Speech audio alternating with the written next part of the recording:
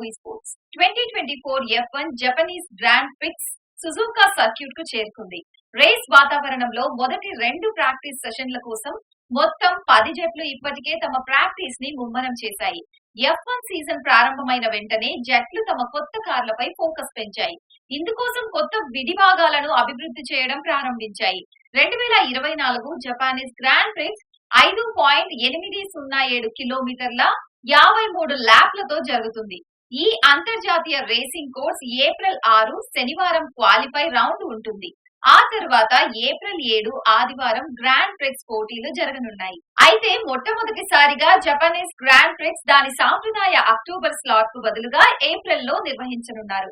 ఈ record breaking season calendar లో 24 రౌండ్లలో 4 రౌండ్లకు డ్రైవర్లు సిద్ధమవుతున్నందున ప్లాజం సీజన్ లో F1 సుజుకాకు వెళ్తుందని దీని అర్థం. డిఫెండింగ్ రేస్ విజేత మ్యాక్స్ వెర్స్టాపెన్ బ్రేక్ సమస్య కారణంగా ఆస్ట్రేలియాలో ఓడిపోయిన 2 వారాల తర్వాత తిరిగి వచ్చారు.